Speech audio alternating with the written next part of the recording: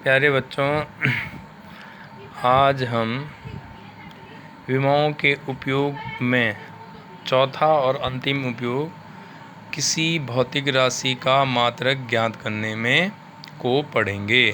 तो इसको भी हम एक अच्छे इम्पोर्टेंट उदाहरण से समझते हैं।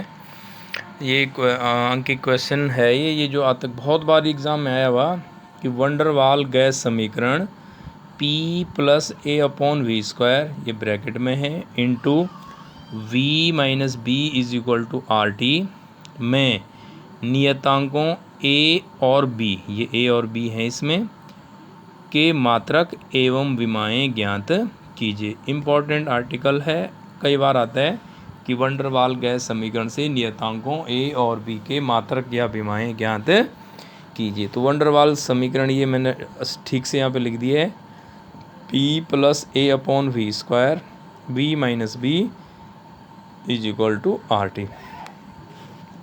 अब सॉल्यूशन जानेंगे। इस समीकरण में P V T के हैं। P मतलब प्रेशर यानी दाब, V मतलब वॉल्यूम यानी आयतन, और T मतलब टेम्परेचर यानी ताप, और R जो होता है गैस नियतांक होता है। अभी नियतांक का इसका यहाँ पे कोई रोल नहीं है।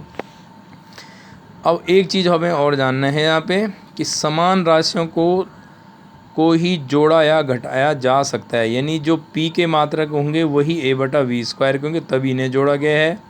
जो V के मात्रक होंगे वही B के मात्रक होंगे, तभी इनको यहाँ पर घटाया गया। ये चीज़ आप विमाओं में समझ लेंगे। अब क्या हो जाएगा फिर, A/v² का मात्रक बराबर होना चाहिए P का मात्रक, क्योंकि तभी जोड़े गए हैं जब इनके मात्रक और विमाएँ क्या होंगी, समान होंगी। तो बराबर कर देंगे हम।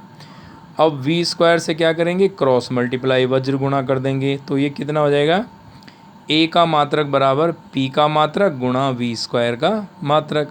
अब P क्या है, दाब है, प्रेशर है। दाब के मात्रक क्या होता है, न्यूटन प्रति मीटर स्क्वायर या N/m², क्योंकि दाब को हम क्या लिखते हैं, F/A। F मतलब बल, न्यूटन, और ये मतलब एरिया, क्षेत्रफल, उसके मीटर स्क्वायर होते हैं। तो N/m² गुणा आयतन का स्क्वायर, आयतन के मात्रक होता है m³, क्योंकि आयतन क्या होता है, लंबाई गुणा चौड़ाई गुणा ऊंचाई। तो m³ और इसकी भी घात है 2²। तो ये कितना हो गया, N/m² गुणा m की घात कितनी हो जाएगी, 6, 3 दूनी 6। या अब इस घात को ऊपर ले जाएंगे मीटर की, तो -2 हो जाएगा ऊपर जाके। तो ये हो जाएगा N/m 6 - 2, यानी N/m की घात 4 हो गया। अब इसी प्रकार अब ए के मात्रक हमारे पास क्या आ गए, N/m की घात 4 हो जाएंगे। और अब इसकी अगर विमाएँ निकालनी होंगी किसकी, A की, तो A/v² की विमाएँ बराबर P की विमाएँ, वही अभी बताया था कि तभी जोड़ते हैं जब विमाएँ क्या हों, बराबर होंगे। तो ये v² से फिर क्रॉस मल्टीप्लाई कर देंगे, वज्र गुणा कर देंगे, तो A की विमा बराबर P की विमा गुणा v² की विमा। अब P की विमा, पीछे विमीय सूत्र लिखें, क्या होती है, ml-1 T-2, और V की विमा क्या होती है, L3, और उसका भी क्या है, स्क्वायर है, तो L3 की घात 2 हो जाएगा। और अब इसको हल करेंगे, ml-1 T-2, अब L की घात 3 दूनी कितने हो गए, 6, और इस 6 को यहाँ L के साथ जोड़ेंगे तो -1 + 6 क्या हो जाएगा, 5 हो जाएगा। तो इसकी विमाएँ क्या हो जाएंगी, ml की घात 5 T-2।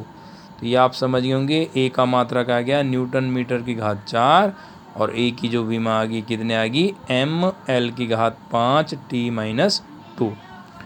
अब B का मात्रक क्या हो जाएगा, यानी V का मात्रक देखो यहाँ पे क्या है, V - B, यानी ये माइनस तभी किया गया जब ये दोनों क्या होंगे, बराबर मात्रक होंगे और बराबर इनकी विमाएँ होंगे। तो हम क्या लिखेंगे, B का मात्रक बराबर होना चाहिए V का मात्रक।